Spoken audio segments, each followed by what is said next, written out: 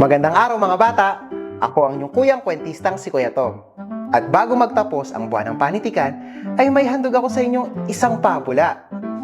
Ang pamagat ng ating pabula ay Ang Baka at ang Kalabaw. Ito ay mula sa aklat na Mga Pabula, klasikong panitikang pambata ng Pilipinas. Muling isinalaysay ni Eugene Y. Evasco at mga guhit ni Dom C. Ochotorena na inilathala ng Lampara Publishing House. Simulan na natin! Noong unang panahon, magkaibigan ang baka at ang kalabaw. Sa simula, masikip ang suot ng baka at maluwag naman ang suot ng kalabaw. Isang mainit na tag-araw, nagkayayaan ang magkaibigan na maligo sa ilog.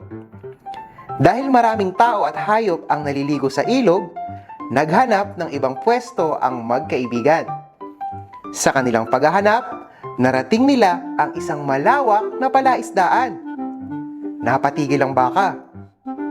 Lumapit siya sa palaisdaan at nakita ang malinis nitong tubig.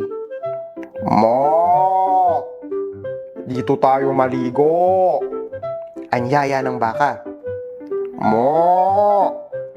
Hindi tayo maaring maligo sa palaisdaan. May nagmamay-ari nito.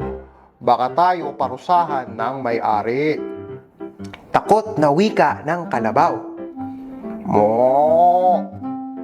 Mabilis lang tayo. Sabi ng baka. Ma! Tiyak akong nagsisiesta ang may-ari. Hindi niya tayo mahuli. Agad naghubad ang baka. Iniwan niya ang kanyang suot sa isang tabi. Lumusong siya sa malamig na palaisdaan. Natatakot man, naghumad din ang kalabaw. Inilapag niya ang kanyang suot sa tabi ng balat ng baka. Napakalamig ng tubig. Nakikiliti sila habang hinihilod sila ng mga tilapia sa palaisdaan. Nagbabad ang magkaibigan at hindi nila namalayan ang paglipas ng oras. Malapit na palang magdapit hapon. Bigla-bigla, narinig nila ang hiyaw ng isang lalaki. May hawak na latigo ang may-ari ng palaisdaan. Handa na silang parusahan sa kanilang ginawa. Umahon agad sa palaisdaan ang baka. Sa pagmamadali, agad niyang naisuot ang maluwag na damit ng kalabaw. Mabilis siyang tumakbo papalayo. Ma! Hintayin mo ako, baka! Pakiusap ng kalabaw. Ma! Tulungan mo ako! Hirap na hirap namang isinuot ng kalabaw ang masikip at naputikang damit ng baka. Nahuli ng lalaki ang kalabaw at pinaghataw siya ng latigo.